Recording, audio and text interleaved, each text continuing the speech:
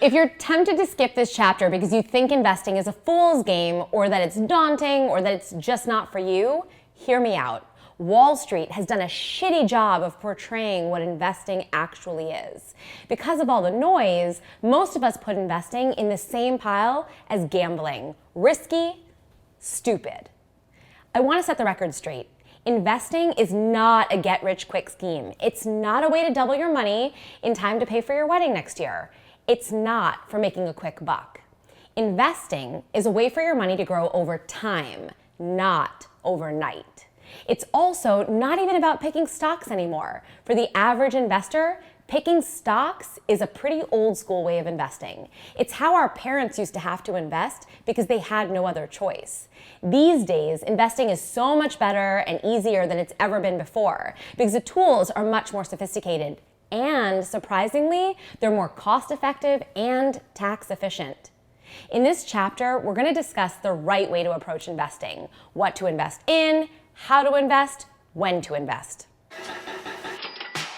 First things first, not all of your money should be invested. What you invest in and where and how depends on your savings goals. We generally define savings goals as being either short-term, mid-term, or long-term. Mama said it wasn't gonna be easy. When it comes to investing, you never want to invest money that it's earmarked for a goal happening in the short term. A short-term goal is usually defined by one of three things. One, something you're planning to accomplish in the next 2 to 3 years, such as paying for a wedding or buying new furniture. Two, any goals that recur throughout the year, like weekends away or gift buying. Three, your emergency fund. The money set aside for these goals should never be invested. 2 to 3 years is not enough time to invest this money. If the markets take a dip, even temporarily, there's not enough time to guarantee that your investment will recover before you need the money. Maybe you've heard talk of money market accounts. You could consider one for your goals further out than 1 year, but in our opinion, since these accounts usually come with the minimum balance requirements and the interest rate is practically the same as on a basic online savings account, there's really no advantage to using them. And don't even get me started on CDs. Certificates of deposit are essentially agreements between you and your bank to deposit your money for a fixed period of time. In exchange, they give you a higher interest rate. But when interest rates are low, you're not getting much out of the deal. If someone's recommended one to you, I'd be asking a lot of questions. And a word of warning, there are some robo-advisors that allow you to invest your emergency fund. I'm not going to name names, but heads up, your emergency fund should never be invested. It should always be in cash, immediately available to you in case you need it. The key to your short-term goal money is to always keep it liquid and keep it accessible. The best place for it is in a savings account at an online bank. Moving on to midterm goals. Time is money, so spend it wise. Midterm goals are things you'd like to accomplish in the future, but not immediately and not as far as retirement. They're goals like buying a home, having a family, starting your future kids' education fund, etc. Unlike your short-term savings goals, money sitting in cash isn't doing you any favors when it comes to these midterm goals. This is where investing comes into the picture. You can use investing as a strategy for your midterm goals so that your money is working harder for you, growing over time until you need to use it. The account typically associated with investing for midterm goals is a taxable investment account, also referred to as a brokerage account. A brokerage account is an investment account that allows you to deposit and withdraw money without penalties. That's not to say there won't be taxes on the money you've made, but unlike a retirement account, there are no limitations on when or what you can use this money for. You can use your brokerage account to buy investments like exchange-traded funds. We love ETFs over stocks or bonds because they allow for diversification, which we're going to talk about more in just a sec. There's a whole range of financial institutions where you can open up a brokerage account, and they each have their own fees and services. Check out the resources section at the end of this chapter for a list of places where you can open one of your own. We'll get to long-term goals in a sec. First, we have to have a chat about diversification. Diversification means to have a portfolio with a wide variety of investments rather than just one type. It's a good thing, and it's important to understand if you want to invest successfully. Check out this chart. This represents just a small snapshot of the different things you can invest in, like small companies, large companies, domestic companies, or international companies. Do you see a pattern in this chart? The correct answer is no. There is no pattern, and that's where the average investor goes wrong. Most people invest based on what's happened in the past or what they're hearing about in the news today. From 2005 to 2007, international companies were pretty much the top performers in the stock market. But if you used that information to choose your 2008 investments, you would have lost over 40% of your money. Because past performance doesn't guarantee future performance. This type of thing keeps happening to most people, and it leads them to think one of two things. Either I suck at investing, or investing is way too risky. But that's not the case. It's being undiversified that's risky. Like if all your investments were in international companies. Back to the chart for a second. See the white boxes? They represent a diversified portfolio, meaning a portfolio that's invested in a little bit of everything. It's never the best, it's also never the worst, which isn't super sexy, and that's why most people tend to ignore diversification. But it's the difference between investing successfully and gambling away your money. Congratulations, you're officially smarter than 99% of people when it comes to investing. Imagining what financial goals we want to be on track for 30 or 40 years from now isn't practical for most of us, except for one goal: retirement. Saving for retirement when you're in your 20s and early 30s can seem daunting, so let's break it down. We're going to talk about how and where to save for retirement, starting with the good old 401k. A 401k or a 403b is an employer-sponsored retirement plan. These accounts replaced pension accounts that some of us may remember our parents or even grandparents benefiting from. Back in the day, most people worked at the same company for the majority of their career, and the company would save on behalf of the employee's retirement. These days, the responsibility of saving for retirement falls almost exclusively on employees. If you're lucky enough to have an employer-sponsored retirement account, or even better, an employer-sponsored retirement account that matches your contribution, you should be taking full advantage of it. Here's why. Assume you're planning to retire in your mid-60s. Every dollar saved in your 20s will equal around $16 in retirement. Every dollar saved in your 30s will equal around $8 in retirement, meaning if you wait to start saving in your 30s, you'll have to save twice as much as the person who started saving in their 20s to have the same amount in the end, and you still may end up a little bit behind. If you start saving for retirement in your 20s and early 30s, your employer retirement savings account might be the only account you need for now. But it's important to know that employer-sponsored retirement plans have an annual contribution limit set by the IRS. If you've waited to start saving, maxing out the annual contribution limit might not be enough to get you on track. If this is the case for you, you can always use a personal retirement account known as a traditional IRA or a Roth IRA to stash away additional money each year. You can also use a traditional or Roth IRA if your employer doesn't offer a plan at all. We'll talk about them more in a bit. There's one more employer-sponsored retirement account that we should mention, the Roth 401k.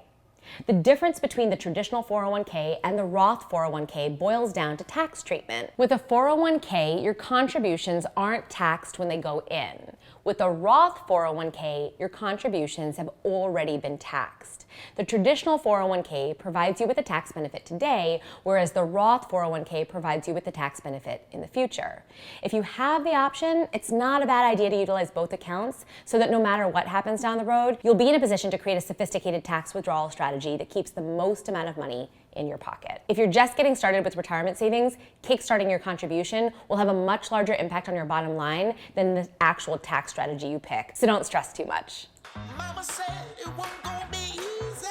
Yeah. What to do with your 401k is actually pretty simple.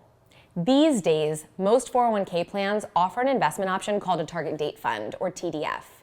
TDFs provide you with an investment mix that you need to be on track for your retirement goal. They're named for the year you plan to retire. So if you're 25 years old now and you plan to retire when you're 65, you'd want to invest your 401k in the target date fund named for a year 40 years from now.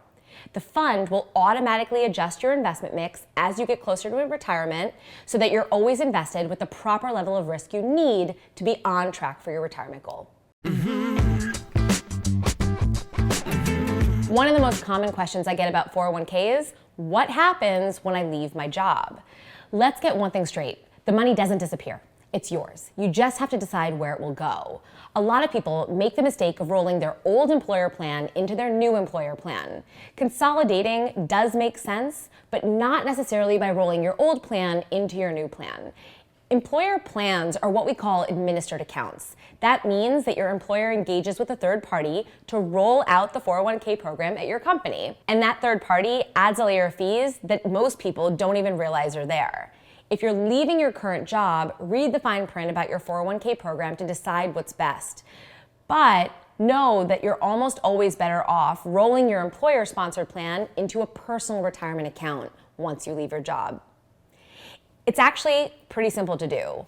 A traditional 401k can be rolled into a traditional IRA, and a Roth 401k can be rolled into a Roth IRA. We'll get to these types of accounts in a minute.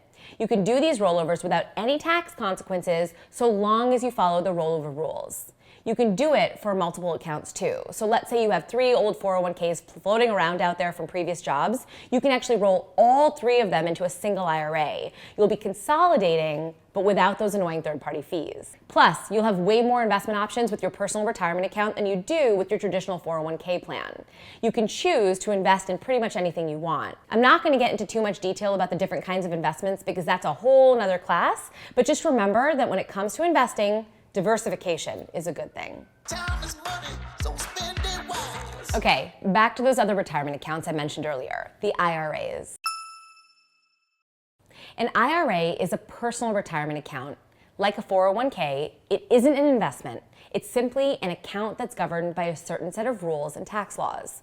What you do with the cash you put inside the account is the investment. You can use a personal retirement account in conjunction with a 401k or as your main retirement savings account if you don't have an employer-sponsored account. Just like the employer-sponsored retirement plans, personal retirement accounts also have differing contribution rules, limits, and tax advantages. The differences between a traditional IRA and a Roth IRA are similar to the different types of 401ks. With a traditional IRA, your contributions aren't taxed when they go in, and with a Roth IRA, your contributions have already been taxed. So the traditional IRA provides you with a tax benefit today, whereas the Roth IRA provides you with a tax benefit in the future. Another difference is that an IRA is limited to those younger than 70 and a half years old. Roth IRAs, however, don't have an age restriction, but they do have income eligibility restrictions. We call it a use it or lose it account because once you make over a certain amount of money, you can't add any more to it. Whatever's in there can stay in the account and grow, but no more contributions are allowed. The income maximum changes from year to year, but usually hovers somewhere around $135,000. And all of you aspiring Henrys will definitely exceed that level at some point. We've added a link to the IRS website in the resources section for this chapter, so you can check and learn more about the income and contribution limits, which tend to change every few years. As I mentioned earlier, if you're just getting started, contributing to your employer-sponsored retirement plan is a great way to go. But if you still have money after paying down debt, taking care of bills, saving for short and midterm goals, and contributing to your employer retirement plan, then you're welcome to either blow that extra money guilt-free, or you could open up a Roth IRA and double down on saving for the golden years. Why a Roth IRA and not a regular IRA? Because if you're offered a 401k through your employer, even if you don't use it, you lose the ability to take the tax deduction on your traditional IRA contribution. A Roth IRA is a nice complement to your traditional 401k from a tax perspective. Everyone wants the answer, but sorry to disappoint you, there isn't one. At least not one that applies to everyone. It all comes down to timeline and expectations, which are different for all of us. Someone who wants to spend their days riding a jet ski in Tahiti, starting at age 55, will need to save very differently than someone who plans to hang up their hat at age 65 and move to a quiet cabin in the woods. General rules like saving 10% of your income for retirement are good when you're just getting started, but at a certain point, you'll be ready for more targeted advice. Rather than being bogged down by thinking about how much you should save, get clear about your retirement goals and then start reverse engineering a strategy that keeps you on track. Then you can ask better questions to get more targeted advice. Like, I'm 27. By the time I'm 65, I want to have $5,000 each year to travel. How much do I need to start saving now? If you know how much money you want to spend per year in retirement, you can use an online calculator to figure out how much you need to be putting away each year today. If you have a 401k with your employer, see if they offer an annual escalation that you can opt into. If they do and you sign up, your contribution will automatically increase every year. This is a great choice until you're ready for a fully customized plan.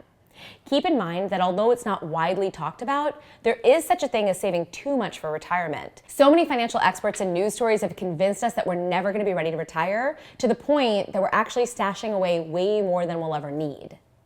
The problem with that is that we're compromising on all the things we could be saving for between now and retirement, like the house and the kids and the courtside seats and the weekend blowouts. Once you figure out what you need to be doing in order to be on track for your ideal retirement, stick to it. Don't take money away from your other savings goals. Oh, and do me a favor, leave your investments alone. It's a common misconception that investing requires you to be hands-on, but once you're invested, the best thing you can do for your investments is to straight up ignore them. A few years back, Fidelity conducted a study across the various accounts they manage, from brokerage accounts to retirement accounts to employer-sponsored plans. The goal was to see which accounts had the best investment performance. What they found was pretty surprising. They found that for the average investor, their best performing account was their 401k. Why? Because most people forget their password. Investing can be emotional, but the more you let emotions dictate your investment decisions, the more your investment performance will suffer. Here's another example. Remember back in 2008, 2009 during the recession, the markets dropped in value by over 40%. Most people freaked out and they sold everything, making that 40% loss permanent. It was an emotional and scary time, no doubt, but if they had just left their accounts alone, they'd be up over 300% today. If you want to dive deeper into this topic, check out the resources section. We've added some of our favorite articles on the topic.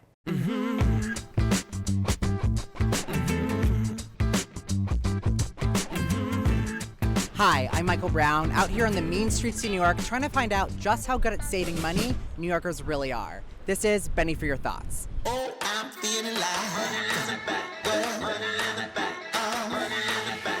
When I retire, I'm going to be back in Sicily, where I'm from. I'm born in Sicily. Came here when I was 4, and just been doing the New York hustle thing for too many years now. Ready to, the flag is out. I surrender. Can you define what a 401k is? A 401k is like a retirement plan, kind of, in a way. I don't know. I'm not American, so. Oh, it's like a savings account that you put money that isn't untaxed that you goes towards your retirement, and then I believe you get weekly or monthly checks after that from that money when you're older and retired. What are your savings like? Like a retirement fund? I have a retirement plan. My mom helped me set it up. That's amazing. And I do not. It's not a retirement one, so since I'm doing freelance. What does your perfect retirement plan look like? Florida. I guess I just want to travel. Absolutely nothing. Well, I think you very much deserve this Benny. This is your Benny for your thought. Thank you. Of course. What? Enjoy. This was like the easiest $100 Yeah. I've ever made. Thank you so much. Here's a Benny for your thought. We appreciate it. Yeah, thank you. Of course. This has been Benny for your thought. Thank you and good night. Bye. We created this masterclass to get you feeling confident about your money and how to get from where you're at to where you want to be. You officially have all the information you need to build a solid financial foundation so you can break the paycheck to paycheck cycle and start building the life you really want. One with emergency funds and retirement savings and fancy ass dinners and dream houses and envy-inducing vacations and maybe even little kids running around. Maybe. Some of you will outgrow the advice shared in this class faster than others. You'll start to see your debt shrink and your savings grow. You'll become full-fledged, Henry's. At that point, you'll need new advice, specific financial advice personalized for your exact situation, like the kind of advice that comes with the Stash Plan. The Stash Plan is the next step in your financial journey. It's a 5 to 6 week virtual financial planning experience where you're paired up with a financial planner at Stash Wealth who's dedicated to your financial success. Your planner will guide you through a series of meetings that are designed to answer all your financial questions, including the questions you didn't even know to ask. You'll finish with a customized investment strategy and savings plan and all the personalized advice you need to get to the next level in your financial journey. You can learn more about the Stash Plan at stashwealth.com. We're so serious about helping you keep your financial shit together that if you hit Henry status and are ready to purchase a Stash Plan within 18 months of taking this course, we're going to take $247 off the price. That's like getting this course for free. Keep applying everything you've learned here, do the worksheets, check out the resources, and if you need to, watch this video again. Eventually, you'll be ready to take it to the next level. And when you are, Stash Wealth will be waiting.